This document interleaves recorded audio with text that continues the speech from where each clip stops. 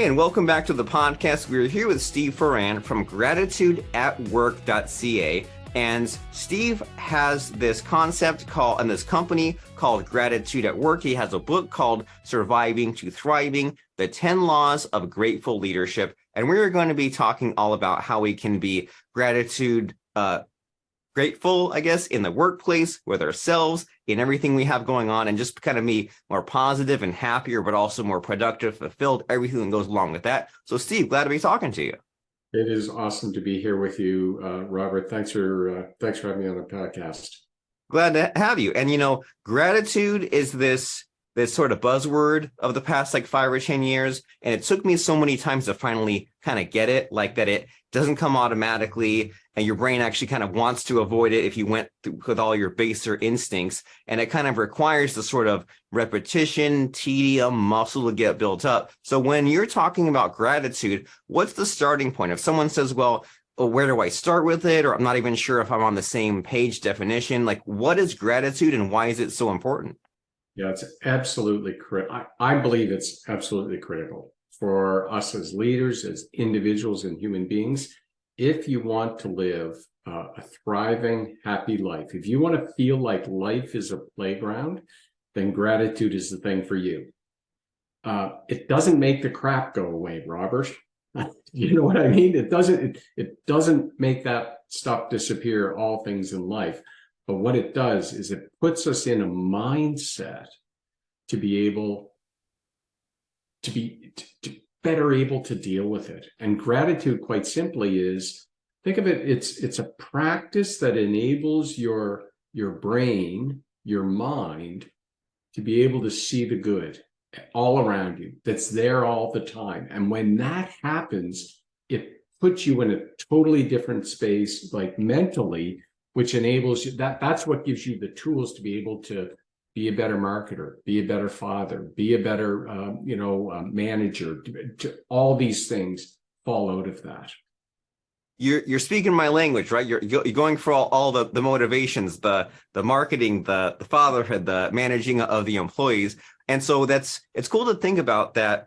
The bad doesn't go away. Like, there's all the crap out there. They say, don't wish it was easier, wish you were better. And so you have sort of that thick skin, and you say, well, it's what you focus on, right? You also mentioned that phrase, focus on the good. So there's all this menu of things I could focus on, all the bad, the negativity, the things I don't have, but you can also choose to focus on sort of those good things. And so I know that when I was younger, like teenage years, I was around a lot of negative people, right? Negative friends, negative family. You fall into this, and then you begin thinking and speaking the same way that they do. And my kind of broken logic for a long time was, I thought that I needed the negativity, right? I thought that I needed to get angry or get fearful in order to get to where I want. But then now that I'm, I don't know, older and wiser, I can't believe I used to think that way. But do you come across this? Do you come across someone saying, like, I need the bad, and I need all these emotions to kind of drive me to where I go? Do you hear kind of this, I don't know, this cop out or this weird logic? I haven't heard the logic, but it is so hardwired into us as humans to focus on the negative. It's almost like you don't even need that urge, because it is wired into our survival mechanism. And I call it the unrelenting force. And it is primarily, the biggest part of it is what psychologists call negative attribution bias. And it's like, if you got a text right now, like you listening, if you got a text right now and it was from a client or your boss, and it said, I need to talk to you right away, what is the first thing that comes through your mind? I'm going to lose this contract. They're pulling out, or I did something wrong. That is this immediate shift to the negative that we have. And that is always at work, trying to bring us down into a negative emotional state. And it's our body's way to keep us alive, to try to protect us. Because thousands of years ago, if you weren't focused on the negative, you were lunch. Today, not so much. So I don't think in our lifetimes we're going to change that. But if you and I, if we're more aware of this is just a natural human tendency, oh, there I go. We can catch ourselves on it so that we're not dragged into that negativity. Really powerful observation you had, Robert.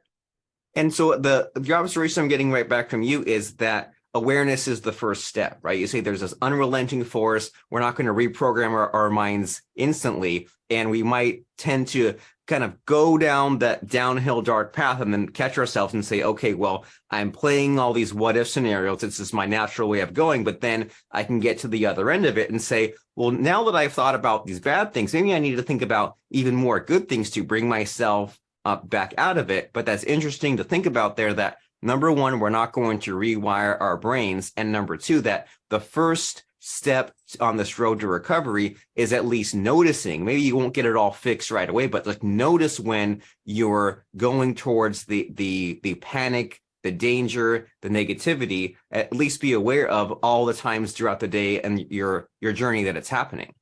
Yeah, it is. And, so that first step is awareness. Some people just skip right over the step of awareness. You say, I'm just going to start a gratitude practice. Every day, I'm just going to make a list of what I'm grateful for because I hear what the benefits of it.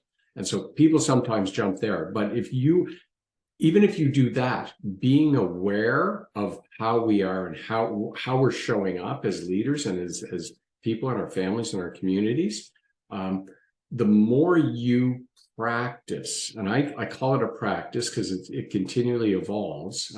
For me, it has over the last 17 years, and you get gooder at it. It's like going to the gym. And the more you work out and train yourself, whatever it is that you are working to develop, you hone those muscles. And when you begin and you continue a gratitude practice, you do rewire your brain, not to the extent where you can shut off the unrelenting force, but you're going to notice it more quickly. It's less likely to grab hold of you and control you. So just that simple, being aware and then getting into a practice where every day, just make a list of what you're grateful for. And how does that work? Because I know that this was another thing where I heard this advice for years and I didn't follow it. And then I told myself all these weird excuses, right? Like you'd hear like, write down 3 things you're grateful for every morning. And I told myself, oh, I can't even think of 3, or I don't have a pen to write it down. And now I just think, they come to me and I think of things, for example, like I don't need an alarm clock to wake up, but I still wake up early enough where I can get to the baby and get to some early morning quiet hours work, but also I don't feel tired. So, sometimes I think about specific things like that, but do you have like a specific kind of gratitude practice such as that, or is it just whatever works for you? Yeah, I've got 2 key practices that are the foundation of what my practice, and those are the 2 that I encourage people to take on. And I call it a habitual ritual. You want a ritual that you're going to repeat over and over and over and over again. And the 2 things are make a list of what you're grateful for, consume, and the second is consume a steady diet of other people's gratitudes. First one, pretty simple, record, make a list. I encourage you to do more than just think about it. Write it down, type it into an electronic. The extra effort, it's like when you go to the gym and if you're using dumbbells, if you don't put any weight on the dumbbells, it's easy, but you don't get the same result. So the recording is, the recording of your gratitudes, it's like putting weight on the dumbbells.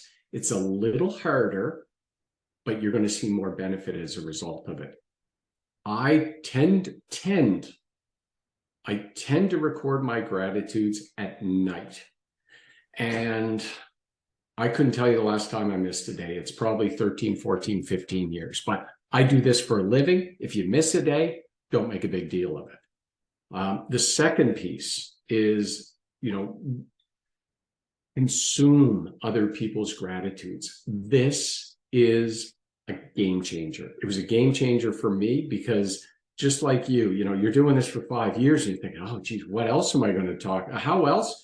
And it can become rote. But when you're reading or listening to what other people are grateful for, the spark, the ideas start coming to you about different ways to look at something. And I find it particularly helpful on the days that I don't feel like making a list, man. You know, we're all going to have those days. I mean, I do this for a living and I have those days. So consuming other people's gratitudes, that's a game changer.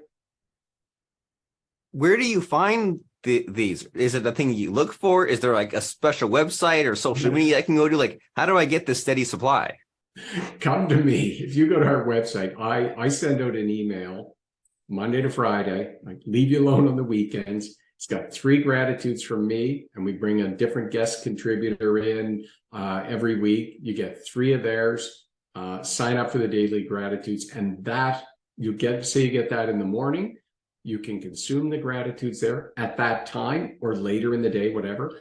And it can be consider it your nudge, your reminder, because this is something that is very, very simple.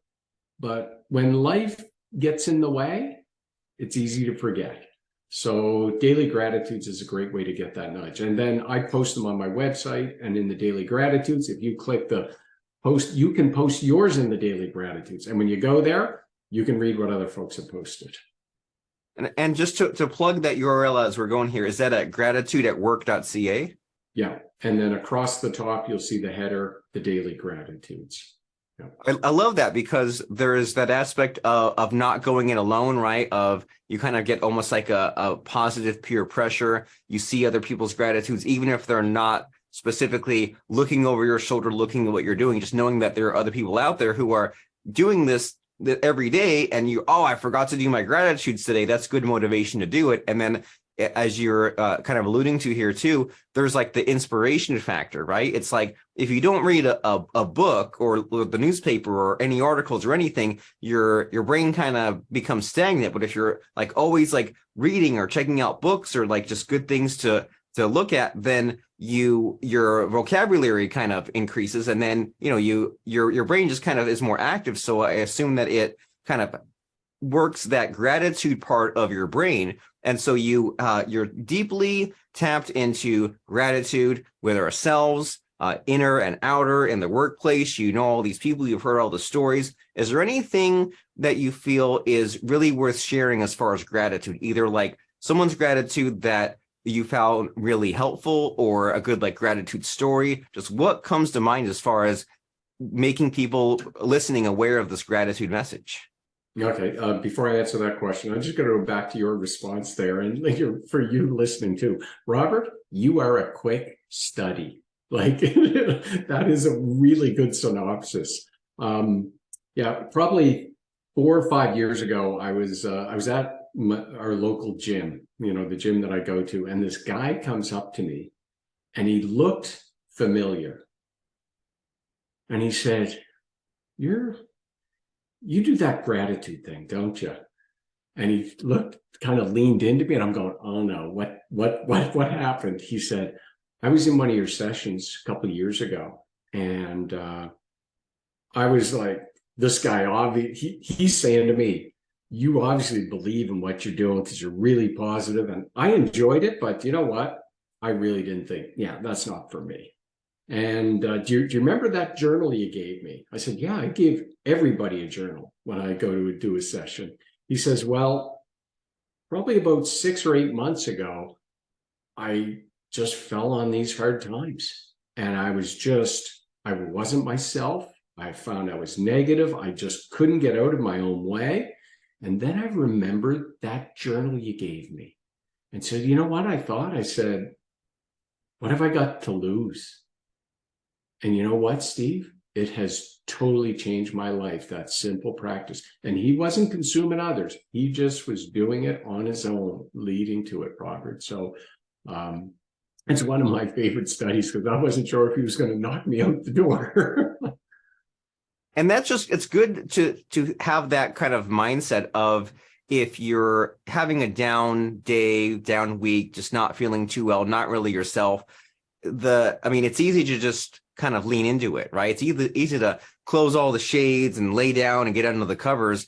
But that's why we have these tools. That's why we have the gratitude and the journaling and the stories and just all these things to kind of, break glass in case of emergency when they were just in those kind of down moments of time, to kind of do what's counterintuitive and set when what is natural is to kind of just make things even worse. But you say, hey, even though it doesn't seem good right now, what are some things you could be grateful for? What are some things that could be good? What are some things that you could write down and just get into the habit, even if it feels weird, and then keep that habit going to lift yourself back up? It is. If you don't have anything written down after you ask yourself that question, and the way you're framing it is the way to do it. What might I be grateful here? What might I be grateful for in this situation that I got? And if you come up empty, don't worry about it. But because you know what your brain's doing in the next 24 hours? It's trying to answer that question. Like if you ask it's gonna be on the lookout for it. And when you find it, if you start to see the good and the good, those are the resources that you may be able to tap into. And it really does. It changes your demeanor. I love it. So think in a different way. I mean, you're alive, you're breathing, you're healthy, you're living in these modern times. You're not dying of cholera. You're not having to undergo a 300 years war. We're living in a pretty good time. And so you do enough searching, you find these things to be grateful and positive about. And how does this translate to you? Like you have your teaching, you have your events, you have your book. What do you enjoy doing about this gratitude thing? Is it like the consulting in a workplace, or like how does this translate to what you really want to be known for gratitude wise? Yeah, well, my dream is 1 billion happier people. And, we're living in a society, just as you described. We could say it's the most opulent society that has ever existed. And the United Nations Happiness Report there a couple of years ago was predicting the first declines in global happiness being led by the West. And so my dream is, I believe gratitude is a tool that we can use for 1 billion happier people. And workplaces have a very selfish need to have happy people. And so the work that I do is helping organizations build, happy, productive, engaged cultures. On our website, we've got a do-it-yourself guide. You don't even need me if you don't want it. It's just like we've got a free guide there that's using we share the 15 best practices that clients of ours have been using and developed. Some of it is science-based, some of it is just, this is working. So, not everything is evidence-based. And I think that's a good thing because that is where innovation lies. And you think in marketing, is everything evidence-based? Like sometimes things just work, don't they? And if you want to get yourself in a creative space, because that part of the problem with that negative attribution bias is that when you're down there, you effectively shut off the executive function in your brain. And when that goes, creativity, decision-making, all these things that you need to be the best version of you, we don't have access to. So, whether it's working with a company, at a conference, a group that is really trying to develop and grow and build a culture in a department, right? Because you'd say, well, I can't do the whole company, is just helping them understand how they can use gratitude as a tool to spend more time in life, living it like a playground. Awesome. And that brings us full circle to where we began our conversation, right? Living life like a playground and using gratitude as a tool, which, sometimes it can be an abstract kind of floating around in the air idea, but it's a useful tool when it works, when we need to rise up above the negativity. And, it's easy to laugh at things like positivity or law of attraction, things like that. But one thing is guaranteed, and it's that if you are super downer, then you're guaranteed to fail. So if we say, well, I have these positive thoughts and these good things happen, and who knows what causes the other, but it's better than the alternative of just believing it won't work. And like you always hear about these things like imagination and like Walt Disney and things like that. And like you won't even get there unless you at least have the positive imagination to get to where you want to go. And I like also how you framed it in the workplace as like a productivity thing, right? It's not just, being happy is good for yourself, but then if someone's like, well, I have this organization, we need to work together, be productive, make money, then it benefits productivity wise as well. It does. Where do you want to work? Do you want to work where it feels like a battleground or a playground, right? We spend so much time there. We just, we deserve more. And I think gratitude is a tool that you and you listening and each of us can use to live the life that that you deserve to live. I agree completely. Get your mind from battleground into playground mode. And the place to do that is gratitudeatwork.ca. And as we're winding down our conversation here, Steve, it's always fun for me to put my guests on the spot. I think I might get some kind of like sick satisfaction out of it, but it's fun to ask, if you really think about it, is there advice you wish you'd gotten 20 years ago? If your present day self could time travel or send a message to your 20 years ago self and give you just like one piece of advice, does anything come to mind about what advice you wish you'd gotten 20 years ago, or what would have been helpful on your journey 20 years ago? Tell other people about your big dreams. Don't keep them a secret. I love it. Nice and simple. Tell other people about your big dreams. Don't keep them a secret. And if you're the kind of person where your mind is twisted in knots and you're self-sabotaging and all those things, then the first step to develop these new habits is gratitude. And the first step to getting on that path is gratitudeatwork.ca. So as we wrap up our conversation here, Steve, is that a good place to leave things? Is that a good call to action for someone to go to gratitudeatwork.ca? Or can you think of is there a different call to action we should end with here? Well, when as a marketer, you're bang on there, Robert. So if you go there, look for the daily gratitudes, because just going and looking on my website, that can be great. But I really want to, to be able to support you in lasting behavior change and that you feel. So if you go to the daily gratitudes, sign up for the daily gratitudes and just give it a month, give it a couple months. It might take a week, it might take a month. I don't know how long it's going to take for you. We're all wired a little differently, but lean in. Yeah. Thank you, Robert. You're very welcome. And you said about that whole get on the 30-day habit train, and it's easy to say, oh, I've done this gratitude thing for 3 days. It hasn't worked yet. Think about how many decades of bad behaviors you might have to retrain your brain with. So give it a little bit of time, gratitudeatwork.ca, and go and find those daily gratitudes. That way you can kind of get your drip feed of gratitudes and get yourself on the path where you want to go. Gratitudeatwork.ca. Thank you very much, Steve, for stopping by and giving us some good information. Thank you, Robert. You're an amazing human being.